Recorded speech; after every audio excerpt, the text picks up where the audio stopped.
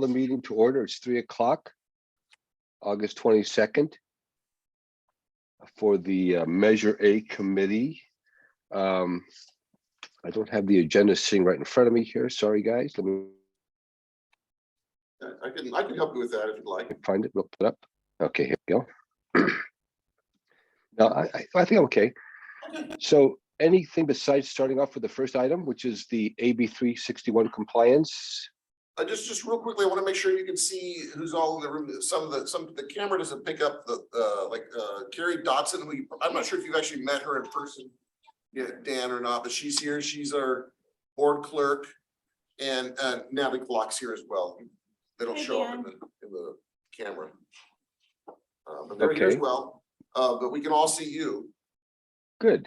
No, the first item is the AB 361 compliance. Just by way of background, this was a bill that allows the legislative bodies to have remote meetings, and you haven't seen this item on your agenda before because the board of directors has been passing a resolution every month on behalf of itself and all of the committees of the district. However, the last board meeting of August 16th was canceled, and so the board previously approved it at our second meeting in July, but it was I think the 19th of July. And so it's only in effect for 30 days at a time. So it actually lapsed, which means this committee, if you wish to allow somebody like Dan who's participating remotely, you have to make findings under, the committee has to make findings under AB 361. The findings are pretty simple. It's that the COVID conditions within this county have necessitated that the committee permit remote meetings in accordance with AB 361. To comply, it just means that it has to be available to the public, just like if they were here, and we've posted a link to the agenda so that the public could follow along. And again, the committee members participating remotely has the same authorization or vote as if that person were here. Before COVID, this wasn't something that was permissible. Let's say Dan or one of you wanted to participate remotely, and let's say this bill goes away, or eventually if the governor ends the declaration of emergency, we won't be able to do it anymore. In order to allow Dan to participate remotely, we would have had to post his the agenda would have to say where he's at, and it would have to be a public place in case a member of the public wanted to participate wherever he was. So it's kind of a little nuance with the Brown Act. So we would recommend, again, if you want to permit Dan to participate in this meeting as a voting member, that you would the committee would vote to permit the meeting to be held remotely in compliance with AB 361. I'll make a motion. Okay.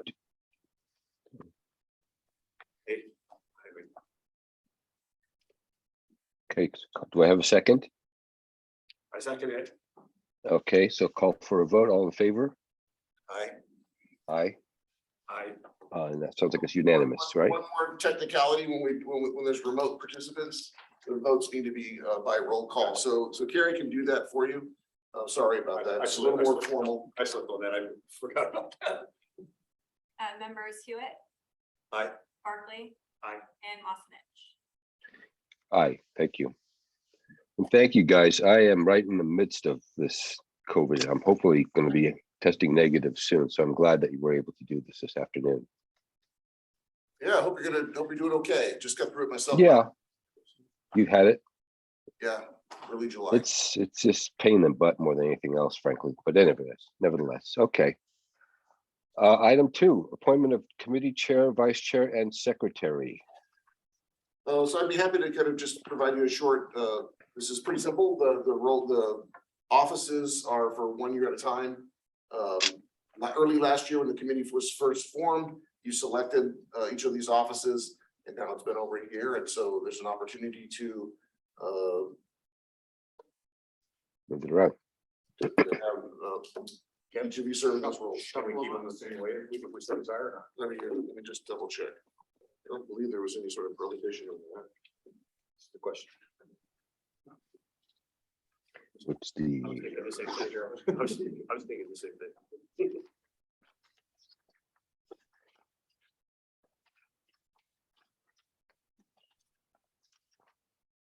I'm okay with moving it around if the other members are. It doesn't, it's not important that I have to be in that position. It's like the chair is a hot potato. You got a good thing going, why? There you go. It just says that the committee, the chairperson, vice chairperson must be members of the committee and be elected by a majority of the committee at the organizational meeting, the first meeting of the calendar year for each year thereafter. The chairperson and vice chairperson shall serve for no more than 3 years in their respective offices. The secretary shall be appointed by the committee and need not be a member of the committee. So, yeah, you can keep it this way for 2 more years. What's the feeling out there, guys? I feel we should stay with what we got. I mean, it seems to be working just perfectly. If you're okay with that, Dan, I'm okay with it too. I mean, obviously you have the majority, the brunt of what gets done. The rest of us just kind of, we're on your shirt tails, but Yeah, no, Make us I'm look good. fine with it. It's whatever you guys want, I'm good with. So is that a motion to retain the same? I'll make a motion to that effect. I think so. Members Hewitt, Aye. Barkley, Aye. and Mossnich. Aye.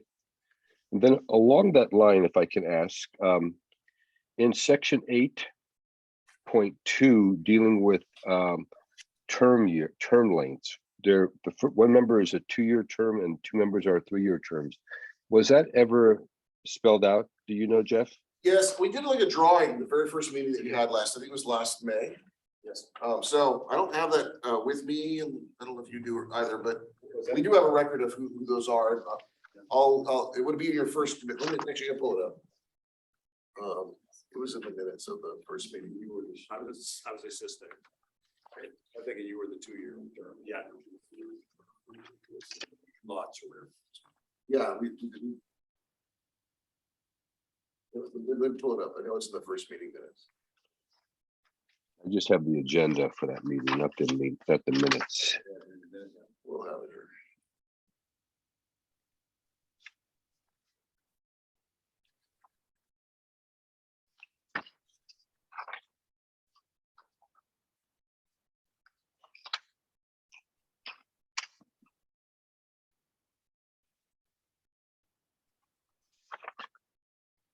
Okay, the members, this is the minutes of May 19th, 2021.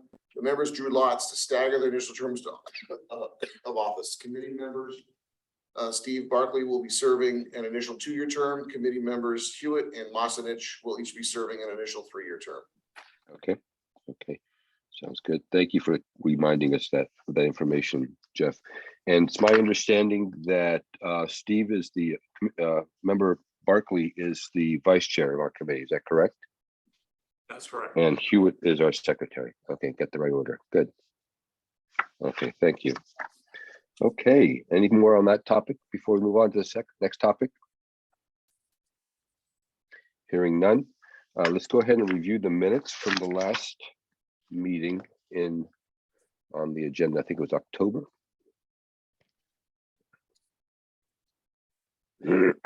Yeah, we included a copy of those minutes in your packet. I can't remember if we sent these out to you last fall, knowing that it would have been a while, but if you have any changes or this, I reviewed them again last week, and Carrie did send us the link so we could get on the website and get them.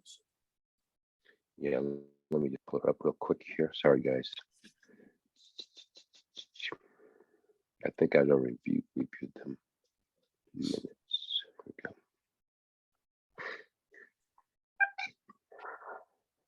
So I'll make a motion that we accept the minutes from the Friday, October 22nd, 2021 meeting. Okay, I second it. any seconds? I seconded it.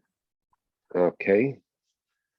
Let's go ahead and call for a vote then. Sounds good. Members Hewitt, Aye. Barkley. Aye. And Mossnich. Aye.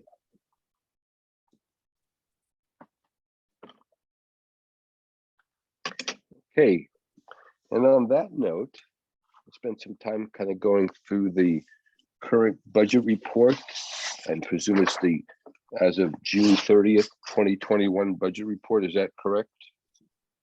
Actually, it would have, as of June or through June 30, 2022. So this covers 2022, this sorry. this budget report covers all of the prior fiscal year.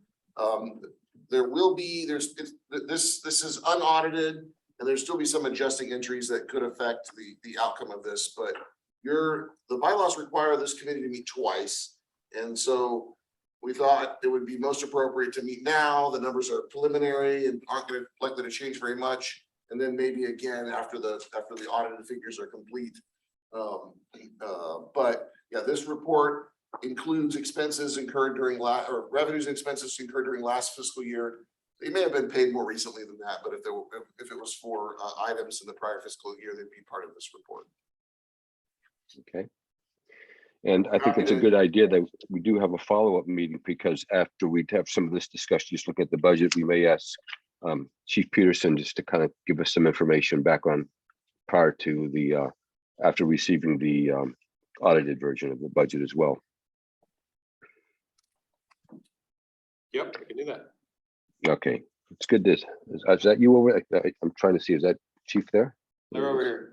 Oh, cool. Okay. Okay, I'm just gonna turn it over to you, Jeff, for you to kind of walk us through this budget report and kind of fill us in. Happy to. So again, the report's latest is similar to what you've seen before in terms of the top, quarter of the page or so are revenues for last fiscal year. I'll just highlight the more significant ones. Your main focus is on Measure A. The committee's primary responsibility is to determine whether or not Measure A expenditures related to Measure A are spent appropriately. So you can see in here that the Measure A revenue came in last year at $622.06. That was just about $500 less than we had originally budgeted for. And again, that is a pretty significant portion of the total revenue to the fire fund of about 1.5 million. So almost a third of all the revenue is related to Measure A. Property taxes is the most significant item. You can see that it came in at 968, a little lower, about $13,000 lower than the amended budget of 981. There were a couple of other revenues, miscellaneous income, which is a little bit more volatile. The San Luis ambulance revenue, which is fairly steady. Weed abatement, which again is volatile. We had budgeted $10,000, but we only bill for abatement that we actually perform. And so the prior year's weed abatement that was performed was quite a bit lower, about $2,500.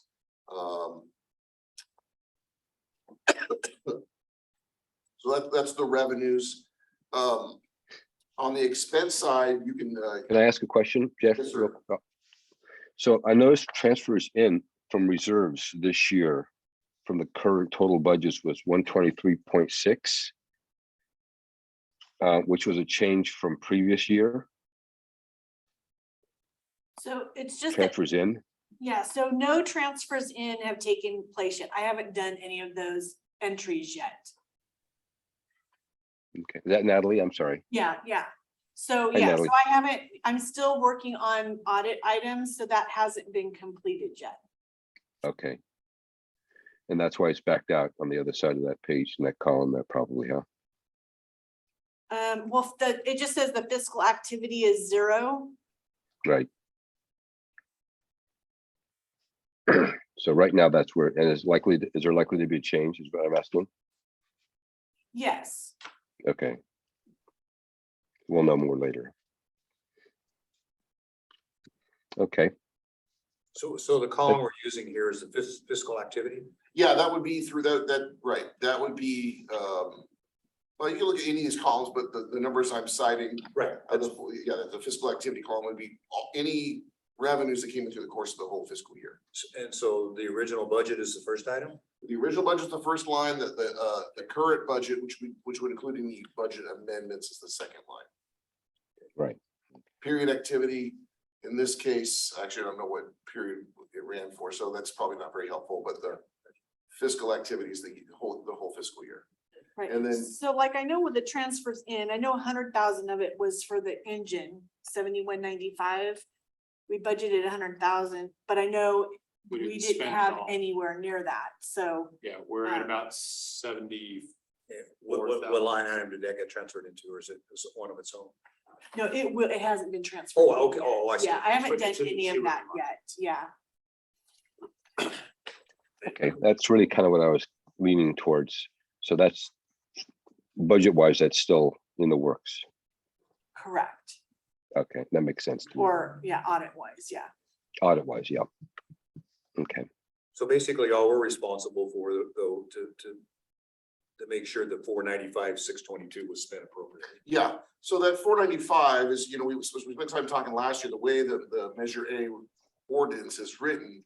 It can cover staffing costs, overtime costs, supply costs, equipment costs, whatever, basically whatever it takes to provide 24/7 fire and emergency services for Templeton.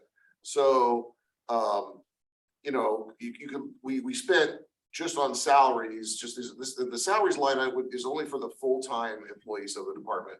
468,000, 468, 388, 75. Overtime, 70,000, roughly $500. The reserve firefighter line item is really our part-time firefighters, the ones working the extra, there's one on every 24-hour shift. Well, I guess 4 to 6 24-hour shifts per 6-day cycle. And then one every day, 12 hours each day. And then the FICA cost would be for all employees, so forth and so on. But you can compare to the original budget, to the amended budget, to the total fiscal activity. And we're we could go through this in however much detail you would like. You can see where the funds were spent. And I wouldn't, let's see, maybe Natalie, do you expect any significant changes here? I do want to highlight a couple things, like you'll notice under PERS retirement, the original budget was Yeah. 146,596, and then the amended budget jumped up to about 662,000, and we Yes. spent 643 of that. Just I want to note that originally, when the budget was first put together, the PERS retirement were the current year expenses for all fire fund employees. So this the district has 3 pension programs for fire, depending on when they were hired. And the cost is both the normal cost, and then in the case of the 2 more well, 2 out of the 3 plans in fire, or maybe all 3 in fire, but predominantly just one plan had an unfunded accrued liability, a pretty substantial one. And so PERS finances that over time at like 7% interest. And so you make payments towards paying that down. Well, the board has for a while wanted to address the unfunded liability district-wide, not just in the fire fund. And so they approved a budget amendment whereby we made a lump sum payment to PERS to pay down that unfunded accrued liability. We've done that before, not completely, but I gotta say, I Yeah. remember doing it in the past. so the idea is really you're paying down debt that you're paying 7% on. And so we had cash in all the funds that enabled that to take place. Well, this increase from 146 to 662, so roughly what, 500,000. 500 grand or so was the fire funds portion of it. And it's really easy to separate the fire fund share because we get actuarial studies for each plan just for fire. So those are the liabilities for fire. Is part of that too, the retirees? Mhm. Is that included in there too? Yeah, so exactly, like. so that Hopefully you feel extra, better, but the check still keeps coming. And then I do also just want to highlight another change that took place last year. If you're trying to compare this to what happened in the prior year, last year, well, actually, last year to next year, the PERS health insurance line item, Mhm. those have been paid by the fund as a pay-as-you-go basis. And starting really this year, the district's plan has moved all those costs to the administration fund, and we're gonna withdraw from our OPEB trust the cost of that insurance. And so it won't show up in this, this line item for retirees any longer under the fire fund, but it's still being paid.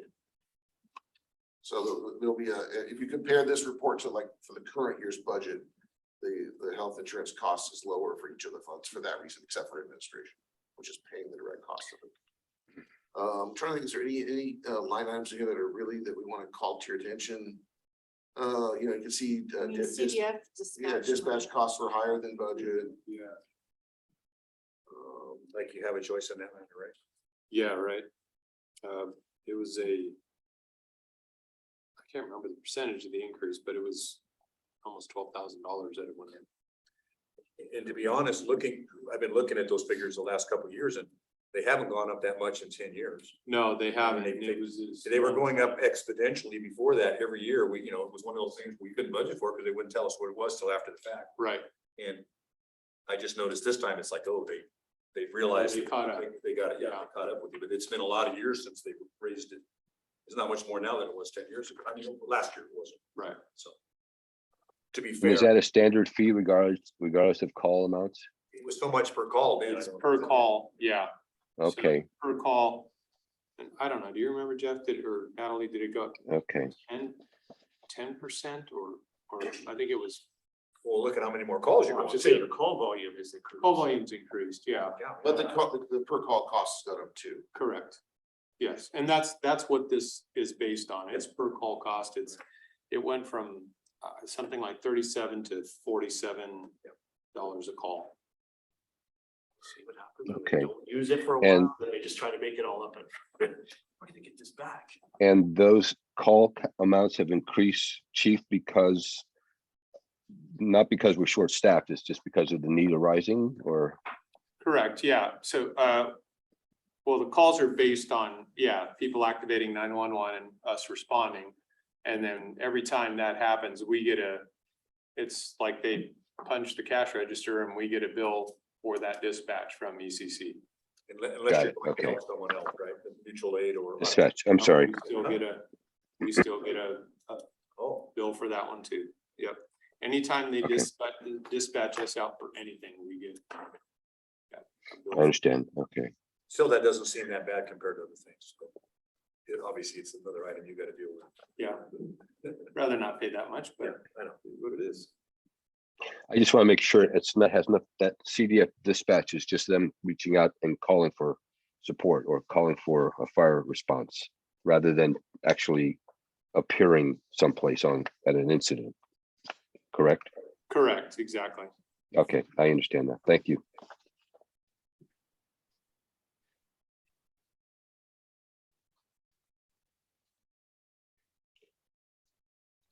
Yeah, so basically, that looks like about 1,000 calls and, $47 fees, so. Correct. I think it was 960 something. So if you look at the bottom line, the total was, you can see that the expenses exceeded what the now revenues are, by about $350,000. But keep in mind, all of that's attributable to the one-time contribution to Retirement, the pay down of the UAL. PERS. the PERS piece. Okay. So I just want to clarify my understanding. The PERS retirement line increased because there are some unfunded charges right now that need to be picked up. Is that what we're looking to do? Yeah, well, I mean, it's optional to pay it down. I mean, essentially, whenever you have unfunded accrued liability, PERS amortizes those costs over a rolling 25 years. And you pay, and they charge you interest because they don't have the money, that liability, that accrued liability isn't with PERS earning interest. So the member agency pays interest on it. And so essentially, in our case, let's just say it was $500,000. It's close to that. So $500,000 for fire. Essentially, we had that money in the fire fund. We had that cash in the bank, but it's earning, let's say 1% interest, but you're borrowing it at 7%. So the idea is that really you're just loaning it to yourself and you're saving the 6% or so over time. So we basically trade cash for reduced liability. So it won't affect the balance sheet at the end of the day, because we had that liability that we were booking against the fund.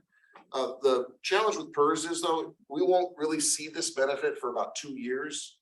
Their actuarials are always a year behind. Like, we'll get one in September or so from July 1st, from June 30th, 2021. Yep, yeah.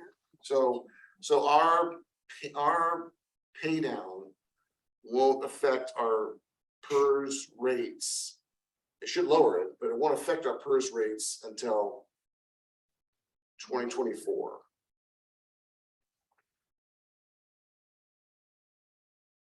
So So- we'll see this figure again next year?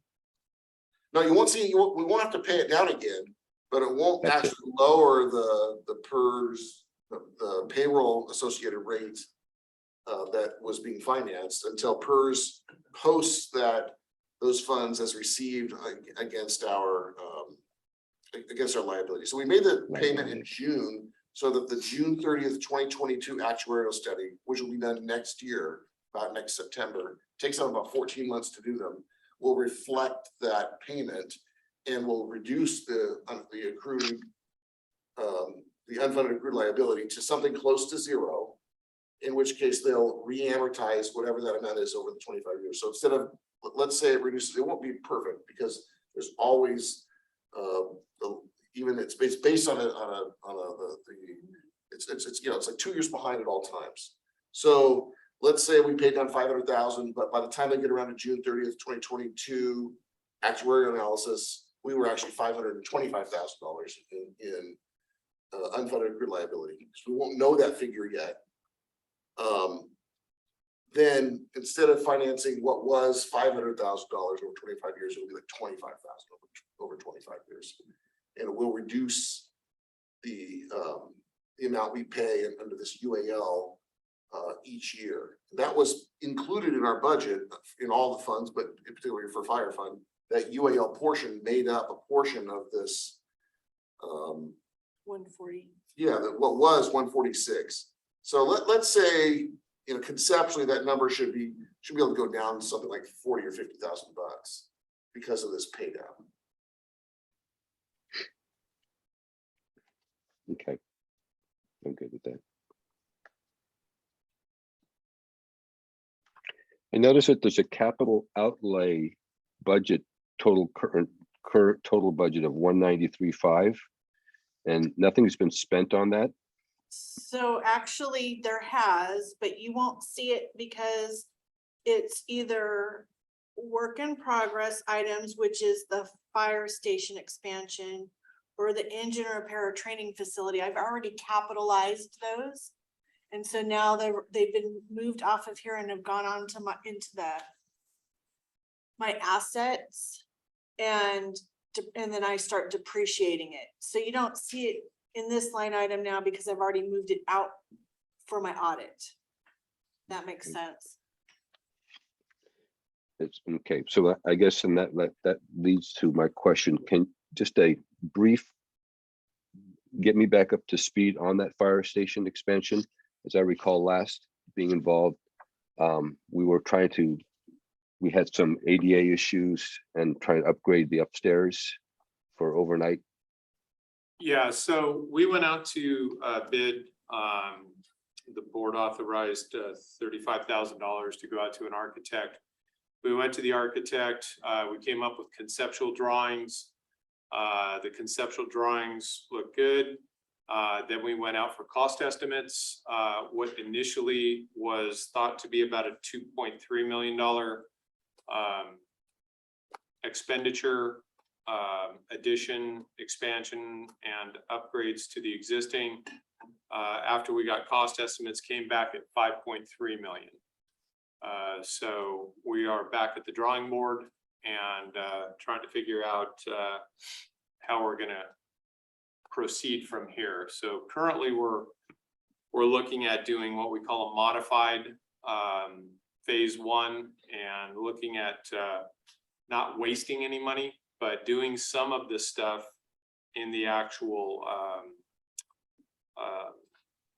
expansion that would benefit us slowly moving forward. For example, the electrical system needs to be upgraded. So if we can upgrade that to do a couple things and potentially do a modular home or something like that behind the station, we're kind of looking at a variety of facets that would be cheaper than the 5.3 million, which we don't have right now. Okay. I noticed that there was some construction on the front. I don't know if it was working on a door or something like that about a couple months ago. Yeah, that we had a captain try and redesign the station with one of the fire engines, so. Okay. I wasn't sure that was part of your expansion project, so I wasn't Nope. sure how that was. No, Adding Okay. that took a Enough little said. bit away from the expansion because part of the expansion was to kind of refresh and update the front of the station, so that got completed. Okay, enough said on that. Okay. And real quickly, Chief, can you just update us on the new fire engine and work being done on the current engine, one of the current engines? So the current engine, the board authorized spending $100,000 on the current engine. We wound up having quite a few issues with it. The pump was an issue, but the transmission was also going out, and that was part of the pump issue. A variety of things we went through on it, spent a little over $70,000. I think it was 74 or something like that. You think it's less than that? I think it's less than that. Okay, so around I'll double 70,000. check with you. Okay, around 70,000. We've gotten that engine back, and it's operating well now. So as far as a new engine, you know, we're 24 months out from the time that we order. So hopefully we'll see within the next couple budget cycles, we'll see what we can do. Okay, thank you, okay. Well, that's good news though, that you were able to get that one engine back up and running. Yeah, still a 20-year-old engine. Yeah, So but there was some concern, yeah. yes, definitely. It was money well spent to get it to a point where it's reliable.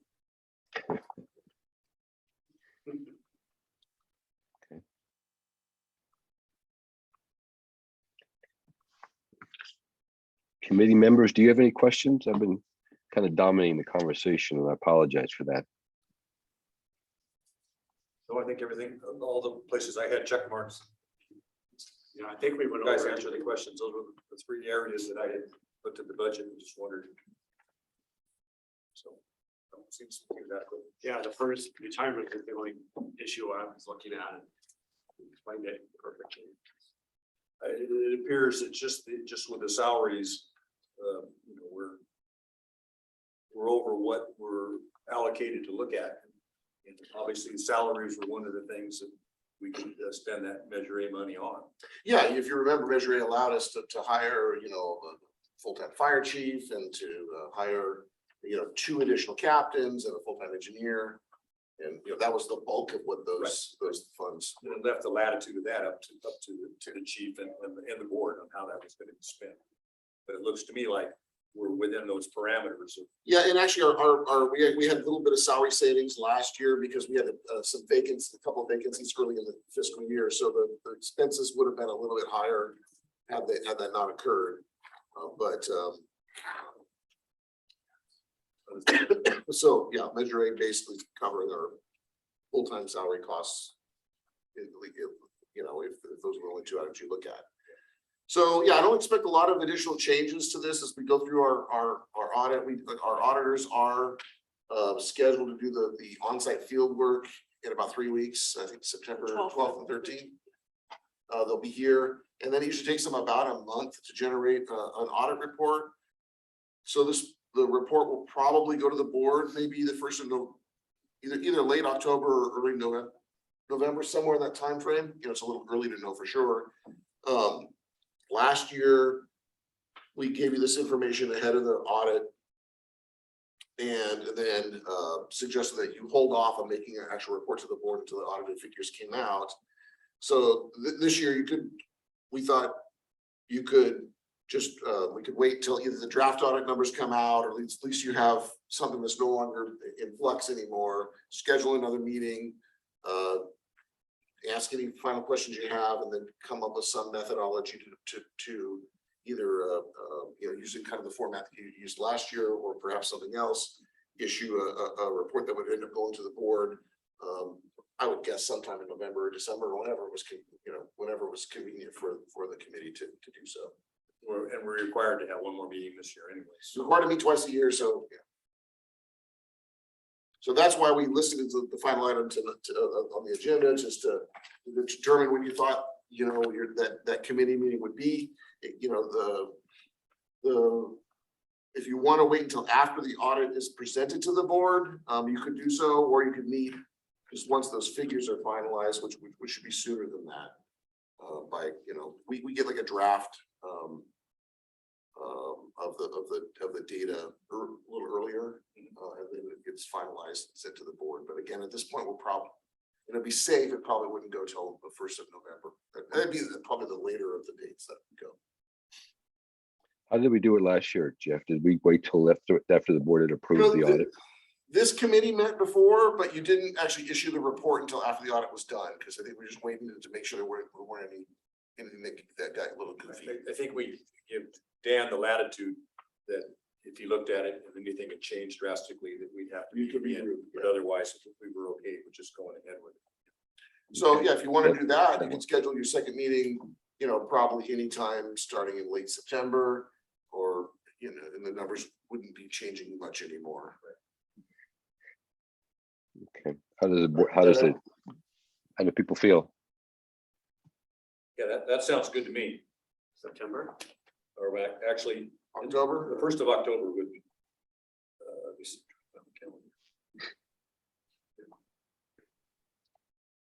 Early October? Yeah, first part of October sounds great. Okay.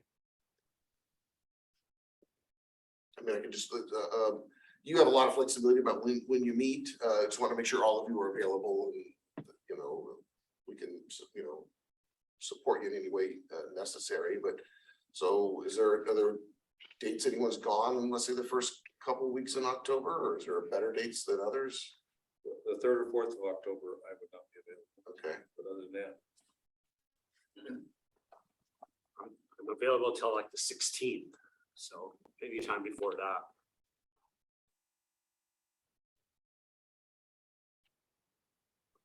So the first half of October looks good for me, if that's what people are saying.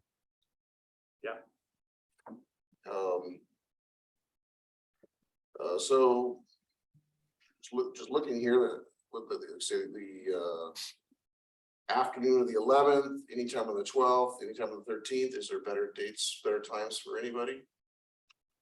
Afternoons work best for me. Sure.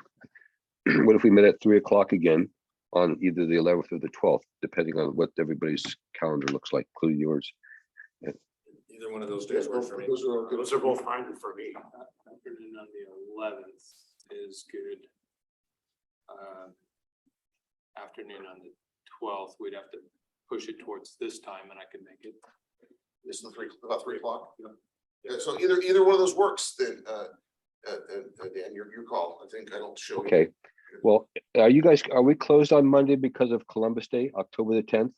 We are not. We're not. So since we're open, why don't we just meet on the 11th? And is there a board meeting on the 11th? No. There's not. So let's just meet on the 11th That's at perfect. 3. October 11th at 3. Will that work for Natalie and for Chief Peterson as well? Yep, works for me. I don't have my calendar with me. I don't have it. That is just is what she's told. Just tell me where to go. Okay, sounds good. So we'll send out a save the date, electronically confirm that there's no issues here and then the agenda itself we wouldn't, we'll put it later on. In the meantime, we'll include the most up-to-date figures that go out with that. And I'll let you know if anything kind of changes on what you looked at today or be prepared to explain those. And if for some reason there's something, if there's something with the audit process or something that's concerning, we'll just let you know that, hey, we're not really as ready as we thought. We should put it off a little longer, but if you can save that date in the meantime, that'd be great. Sounds good. Okay. So are there anything else on the agenda? Is there anything else on the agenda for this afternoon's meeting? There is not.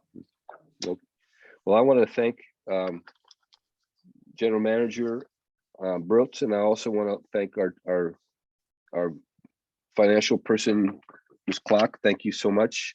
Obviously, Chief Peterson, we appreciate what you're doing, keeping us safe and comfortable in our homes here in Templeton.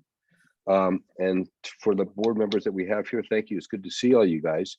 I hope the next time I can join you. Hopefully you're feeling So- better. You're feeling better. Yeah, it's just, you know how this is. It's just kind of goofy. So, all right, on that point, it's 3:41. We will adjourn our meeting and look forward to meeting again on Wednesday or Tuesday, October 11th at 3 p.m. Thank you. Thanks, Dan. Thanks, Dan.